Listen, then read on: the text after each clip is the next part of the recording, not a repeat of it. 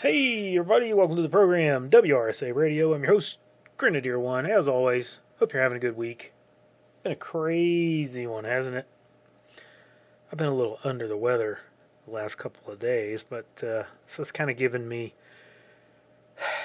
no motivation to really do anything but watch the news. So I've been kind of absorbing all of these things that have been going on. But we'll go back first to last week. I put the video out for last week's episode, and I thought, well, nothing really major happening. And then, bam, Delta Force swoops in and pinches Maduro from Caracas. Ping pong ping, done in and out, just like that. And he's in handcuffs walking into federal court. What a wild turn of events. That was not really an option that I saw coming. I remember we talked about that a few episodes back about, hey, I don't know that we're going to be doing anything there. Just doesn't look like it's necessarily on the table, but then boom, it's done. It's quick and I have to say, while I'm on the fence about actions against other countries, it all depends on what's going on. This is kind of the way. I think rather than do some big invasion with troops on the ground trying to do, nation building for 10 years, just drop in and get the guy and get out. I mean, if you're gonna make the international case that this leadership is criminal and here's the guy, then go get the guy. And that's not always something you can do in every country, but, in this particular case, I'd rather do this than try to put troops on the ground and do the whole nation building thing. Now, that being said, it leaves a lot of questions to be resolved. There was no real firm regime change that was done there, although the message is clear. Get in line, stop doing these things that we don't like, or whoever you put in leadership could be next, right? There's still some pro-Maduro and even some pro-Chavez people in the government and their police departments, but it looks very much like, I don't know, I think the military is kind of on the side with the U.S., at least for the most part. There's probably some high-level leadership. Obviously, they're pro-Maduro, but I think the majority of them are the U.S. anti-Maduro faction. Otherwise, I think we would be seeing, I think the raid would have gone differently, and I think we would be seeing more actions in the streets by the military to control things. You've got some paramilitary, some street gang kind of thing going on, which is, the communist, socialist, street gang thug guys. They're out trying to do things. But the military is not out there trying to assert control over the population. There was what appeared to be an attempted coup, at least that's what kind of the word had come out a couple days ago, but that doesn't seem to have really been what was going on. It may have just been the military kind of overreacting to drone flights or something like that, or what they perceived to be another raid or drones from the U.S. over their country. They start blasting away at something up in the air. But it didn't really turn out to anything. It seems that the VP is still in charge of the government, who was the former VP. But we're also getting word that they're negotiating oil sales with the U.S., which will involve U.S. oil companies. But it's all still very fluid, up in the air about what's going to happen. We'll see how this all plays out. So far, I gotta say this is a better way of doing things than what we've done in the past. But real quick before we get into the main topic of the show, step back and ask yourself another question here about this situation in Venezuela. Trump has asserted that we're moving in a new direction, a new doctrine, the Don Roe doctrine, as they're calling it. It's basically the Monroe Doctrine. And he seems to be making moves to withdraw U.S. support or U.S. focus from other parts of the world. Today, he announced that the U.S. is withdrawing funding for a multitude of international NGO nonprofits, these UN, they're all fronts, but he says we're withdrawing money from those, and it's signaling what looks like a drawdown of U.S. involvement. So if we assume that stance is something that we are serious about, could this action in Venezuela be a signal to others of like, hey, we're going to start focusing just on our hemisphere, and this stuff that's going on in Ukraine and some of these other, we're washing our hands of that. So, maybe that signal was to Russia that, well, if you were to replicate that Venezuela action in Ukraine with Zelensky, we wouldn't make any smoke about that. I'm not sure that the Russians could replicate that, but kind of makes you think. Anyway, let's get to the main topic of the show today, chaos in Minnesota. Tiny Tim Walz announced this week that he would not be seeking re-election for governor. This is largely due to the videos of Nick Shirley and the groundwork that was done by the independent investigators that Nick brought to light. You guys have probably been watching that. I brought that up on the show here last week. Well, I just saw a headline, too, that Walz is being potentially called to Congress to testify about this fraud, maybe even facing criminal charges here. There's an investigation that is certainly going on, and that's interesting, and it comes as other investigations have been taking place, and multiple agencies have shifted focus to Minnesota and the Twin Cities in particular. And among those agencies are DHS and ICE. And this week, Kristi Noem was there in person on the ground, riding around with agents, making arrests of these criminal aliens. There's many videos out there, showing her on patrol with Homeland Security and ICE. Yesterday, however, this all kind of came to a head when we had an incident. And this is something that I believe has been kind of long in the making, and it's been just a matter of time before these direct action protests against ICE were going to result in significant harm or worse happening to the agents or to the protesters. We've already had some protesters get hurt, but you probably saw yesterday a protester was shot by an ICE agent where she tried to flee arrest and hit an agent with her vehicle. And like I said, we've already seen two people shot before who tried to ram agents' vehicles, and those guys were still in their vehicles when that happened. They were both illegals, and the survivors facing prosecution for that. If I remember correctly, one of them passed away. And this situation is similar, so I'm not really sure why there's so much outrage from the left on this. Everyone backed off the previous situation after they found out the details because they saw the video and the actions of the people who ultimately got shot, and there was no justification for what they were doing. I think the only reason that people are having a meltdown about this is because this is a white lesbian woman who is a U.S. citizen, and she's kind of the poster child of the left, and so they're rallying around her and excusing her actions. But there is no excuse. There's been a number of statements and videos coming out from the left about this, calling this a murder and demanding justice.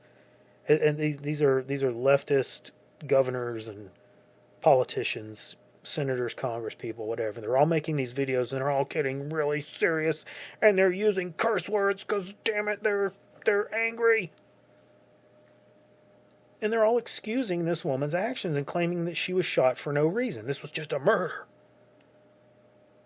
But from listening to their statements, it appears that these people have just simply jumped to a conclusion and jumped on the bandwagon to condemn the actions of ICE. And I say this because most of these people seem to ignore the facts of the video. I know that that's shocking to hear, but listening to them, you can tell they're just not seeing what the video shows.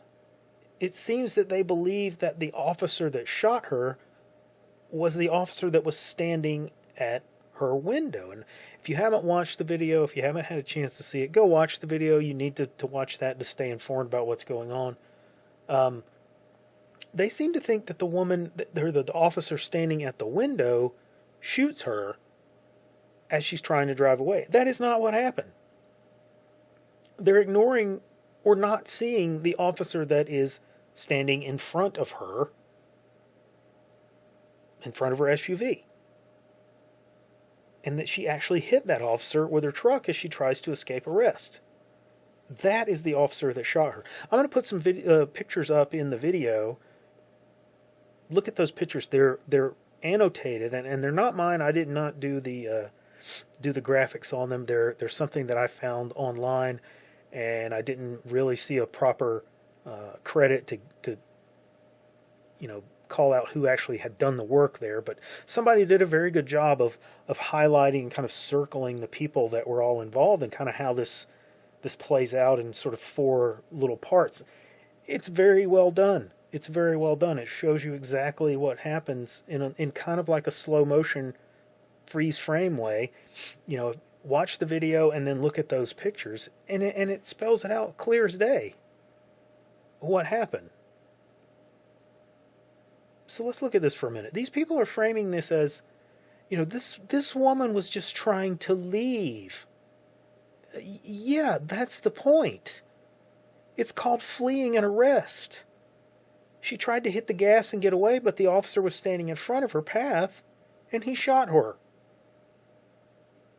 Now, I don't carry the cops or the federal agents' water, but this is the most ridiculous idea that is out there, and it seems to kind of permeate this underclass of people and this protester class that we have.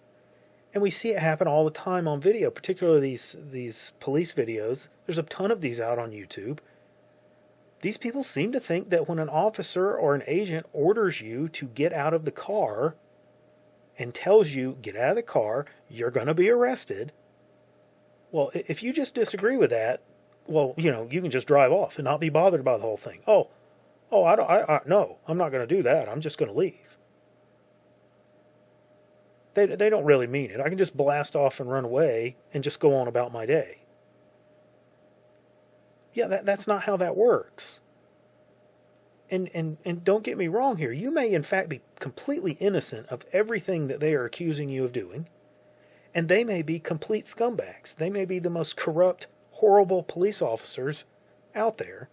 But when they decide that you're going to be arrested, your fight is done. Your fight moves to the courts. They are going to arrest you or they're going to kill you. That's just the way it is. You may not like that. I don't necessarily like that, but that is the way that it is. And in all honesty, we have to have that. It's not always right. It's subject to abuse, but it is what it is. I don't have serious issues with this. It's something that we have to have civilization and order. There has to be some authority. Now let's do some head-to-head comparisons, because I think these are things that the left tries to draw comparisons to. People are saying that this woman was just protesting agents' actions, and that's fine. And I don't disagree with protesting. What I disagree with is the methodology of the protest. They're not protesting; they are taking direct action against federal agents, up to physical assault. Now let's think back a few years and recall January the 6th. This week marked the anniversary of that fateful day. The day that Ashley Babbitt was shot and killed by a federal agent. Ashley was simply crawling through a doorway. Now whether she should have been doing that, it's a different question. She was just crawling through a doorway. She was unarmed. She was not driving a car. She was not threatening the lives of anyone. She was crawling through a window in a door that had been broken out by someone else. And she was protesting. Now, was it peaceful? No, it was angry, but at the time of her being shot, she was not doing anything that was a threat to the lives of anyone. And yet a Capitol policeman shot her. And what happened to him? Nothing. In fact, we've learned this week, I've seen this reported, we learned this week that he operates a daycare center out of his home that's been receiving millions of taxpayer dollars in grants. At least, like I said, that is what is alleged by the report that I saw. I don't know how accurate it is. It bears further investigation. It's something that I will watch for. If more information comes out about that, I'll kick it to you guys. But that's what I've seen. But what did the left do when that happened? They screamed. She had it coming. They vilified her and her mother. They sent vile messages to her husband. Just real classy behavior. Let's go back to Oregon. Lavoy Finicum.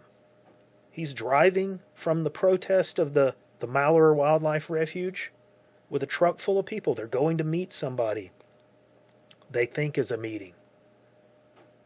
And through some very questionable tactics on the part of the federal agents, he runs around a curve in the road and is ambushed by a roadblock that was put there to stop them and arrest them. He veers off of the road into the snowbanks, and when he exits the vehicle with his hands up, they open fire and kill him. No evidence he was a threat at all, and yet they blasted him. And again, what did the left do? They celebrated it. They screamed he had it coming. These are vile, vile people. And now one of these vile people has directly tried to harm an ICE agent and has paid the ultimate penalty for that. And suddenly these people pretend like they have a conscience, that, oh, it's cold-blooded murder, and they're outraged. Well, they're only outraged because it's one of them.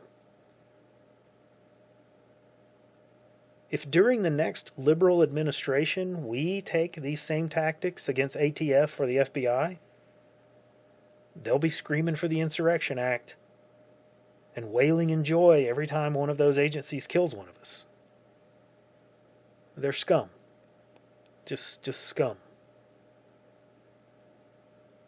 If this woman was protesting at an ICE facility, standing on the sidewalk with a sign, screaming her insane lesbian Catwoman head off, she'd be alive today.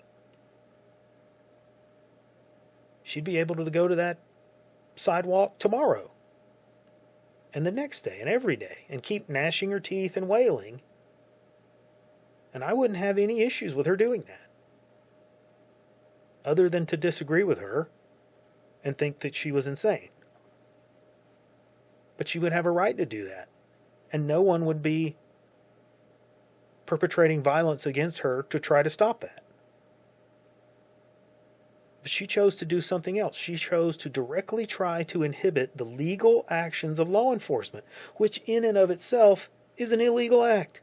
And she was warned multiple times per the officer that was trying to arrest her, which is consistent with everything that we have seen from ICE at this point. There are numerous videos put out by these protesters that ICE comes up to them when they're following them. They stop the vehicles, they get out, they come up to them, and they give them a warning.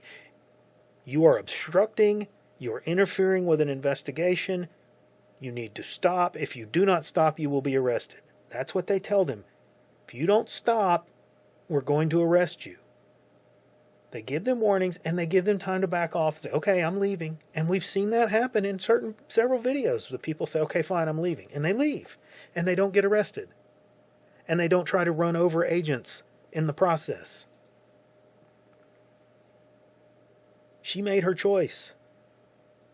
She thought that she could continue to press these officers, and then when she was faced with the consequences of her actions, she tried to flee from them, endangering someone who defended himself.